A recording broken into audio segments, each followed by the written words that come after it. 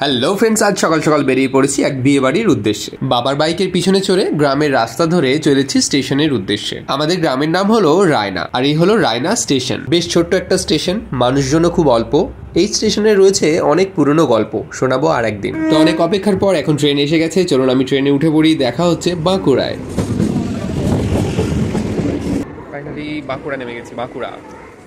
বাঁকুড়া নেমে দেখা হয়ে গেল দুই বন্ধুর সাথে, অমিত এবং সৌলিভ। তারপর সেখান থেকে টোটো করে চলে এলাম আমরা বাইপাস। আবার বাইপাস থেকে বাস ধরে আমরা চলে এলাম শিবডাঙ্গা। সেখান থেকে আবার টোটো করে রওনা দিলাম কুচাডুবা গ্রামের উদ্দেশ্যে। রাস্তার দুপাশ জুড়ে রয়েছে শুধুই শালবন, আর মাঝখান দিয়ে বয়ে চলেছে বেশ সুন্দর রাস্তা। আর এই শালবনের ফাঁকে ফাঁকে মাঝে মাঝে উঁকি মারতে দেখা যাচ্ছে সুন্দর পলাশ ফুলের গাছ। তারপরে অচেনা দেশে দেখতে পেলাম চেনা দিদির সবুজ সাইকেল। আমাদের টোটোটা একটু আসতে যাচ্ছিল দেখে আমি ভাবলাম একটা সাইকেল নামিয়ে আমি জোরে চলে যাই, কিন্তু অমিত বলল যেও না দাদা, রাস্তা এখন অনেকটাই বাকি, চলো আমি বাঁকুড়া নিয়ে একটু গল্প বলি, শুনতে শুনতে পৌঁছে যাবে। বাঁকুড়ার প্রত্যন্ত গ্রাম, যেটা শিবডাঙ্গা থেকে শুরু হয়ে যাচ্ছে একদম সোজা শালবাগানের মাঝ দিয়ে দিবর্দা থেকে আমাদের যেতে হবে কুচাডোবাতে আমাদের একজন হোস্টেলের একটা খুব ক্লোজ দাদার বিয়ে, নাম হচ্ছে সিদ্ধার্থ সিনহা। ঠিক আছে, কুচাডোবার একটা ঐতিহ্য আছে, এখানে অনেক পুরনো মনসা পূজা হয়, এখানে অনেক পুরনো বাড়ি রয়েছে। ঠিক আছে, আর আমরা খুব সুন্দর উপভোগ করছি গ্রামের পরিবেশ। আর তার সাথে সাথে এই আমাদের একজন টোটো চালক দাদা আছে, আমাদের বলে নিয়ে যাচ্ছে কীভাবে যেতে হবে। ঠিক আছে, এখানে মাঝে মাঝে নাকি হাতিও বেরোয়।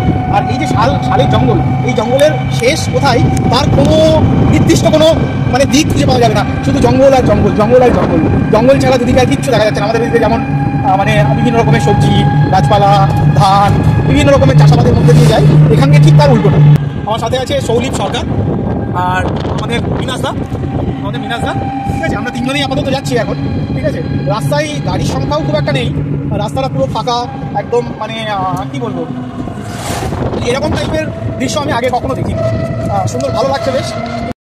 মাঝখানে মনে হচ্ছে আমরা হারিয়ে যাবো, তবু আমাদের টোটো চালক দাদা নিয়ে যাচ্ছে, জানি না কি হবে, সামনে হাতি না বাঘ আছে। অবশেষে বাঁকুড়ার অনেক জঙ্গল পার করে আমরা পৌঁছে গেলাম আমাদের গন্তব্যস্থলে।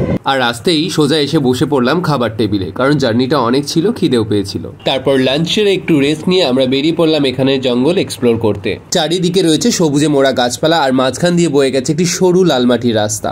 কল্পনার জগৎ, এইসব কল্পনার জগতে আমরা হাঁটতে বেরিয়েছি।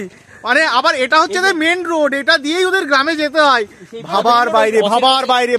গ্রামের মধ্যে রয়েছে এরকম জলের কল, এখন প্রায় দেখাই যায় না এই ধরনের কল। এই কলের জল খুব ঠান্ডা, তবে এখনো এখানে অনেক বাড়িতে জলের কুয়োও দেখা যায়। দেখতে দেখতে সন্ধে নেমে এলো, আর সন্ধেয় আমরা জঙ্গলে বেরোবো না তাই কি হয়, তাই সবাই মিলে বাইক নিয়ে বেরিয়ে পড়লাম জঙ্গলের রাস্তায়। সে এক আলাদাই অনুভূতি, মনে হচ্ছে এই যেন কিছু এসে পড়লো রাস্তার উপর। তারপর অন্ধকার রাস্তা শেষ হতেই দেখা গেল অপরূপ এক আলোকসজ্জা। রাতের অন্ধকারকে টেক্কা দিয়ে পুরো পাড়া আলোয় আলোকিত করে তুলেছে পার্থর বিয়ের এই আলোকসজ্জা। যতই ভিতরের দিকে যাই এই লাইট চেন শেষ আর হয় না। এই লাল নীল সবুজ লাইটের বাহারে নতুন পোশাকে দেখতে ভালো লাগছে সবারে। এখন আমরা এসে পড়েছি পুরো মেন গেটের সামনে। টোপর স্টাইলে বেশ সুন্দর সাজিয়েছে মেন গেটটা। এছাড়াও ছাতা পাখা কুলো সব ঝুলিয়ে অনেকটা ছাদনা তলাও লাগছে। তারপর গেট ছেড়ে ভিতরে আসতে দেখি কোথাও বসেছে কফি স্টল, কোথাও বসেছে ফুচকা স্টল, পকোড়া স্টল, সবাই তো খেতেই ব্যস্ত।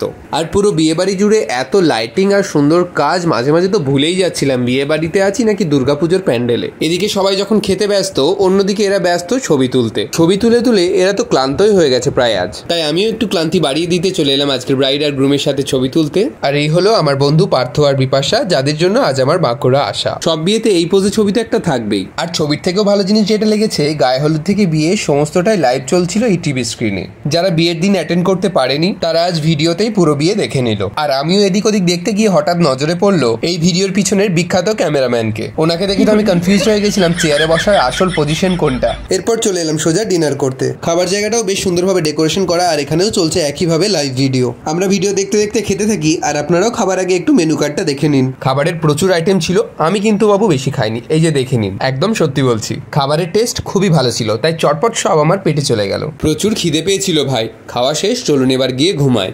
ঘুম থেকে উঠেই সকাল হতে না হতেই আবার বেরিয়ে পড়লাম বাড়ি ফেরার উদ্দেশ্যে। আবার সেই শালবনের মাঝে রাস্তা দিয়ে স্কুটি নিয়ে তিনজনে রওনা দিলাম, আর সাথে সুন্দর গান। চলুন আপনাদেরও শোনায়। লাল পাহাড়ির দেশে যা, রাঙা মাটির দেশে যা, এটাই তোকে মানাইছে না রে, একেবারে মানাইছে না রে। গান শেষ হতেই পট্টু বাটি নিয়ে বসে পড়লো রাস্তায়, কিন্তু এখানে রাস্তাঘাট এতই ফাঁকা, কিছু দেওয়ার মতো কোনো লোকজনই নেই। তাই অমিত পিছন দেখিয়ে কয়েকটা ছবি তুলে নিল। তবে এই অপরূপ প্রাকৃতিক সৌন্দর্যের কাছে আমরা কিছুক্ষণ যেন হারিয়ে গেছিলাম। চারিদিকে বড় বড় গাছপালা আর তাদের মাথার উপর দিয়ে সূর্যের উকিঝুঁকি, একটা আলাদাই পরিবেশ। আর আমরাও সেই পরিবেশে বাচ্চা হয়ে গাছেদের সাথে খেলতে শুরু করে দিলাম। গাছ দেখতে পেয়েছি, এই দেখো লজ্জাবতী, এই যে লজ্জাবতীর পাতা, এই যে লজ্জাবতীর পাতা, এই দেখো কেমন মরে যাচ্ছে, এই লজ্জাবতীর পাতা, এই লজ্জাবতীর পাতা, এই মরে যাচ্ছে। লজ্জা দিলে হয়? চলো। আর এখানে কিন্তু উইয়ের ভিটি আছে, এর মধ্যে কি আছে বলা খুব মুশকিল। আমাদের বিয়ে বাড়ির শেষ আর এই শালবনের ছবি তোলাও শেষ। আজকের মতো ব্লগ এখানেই শেষ করছি। দেখা হবে নেক্সট কোনো ব্লগে। ভালো থাকবেন, সুস্থ থাকবেন, বাই বাই, টাটা।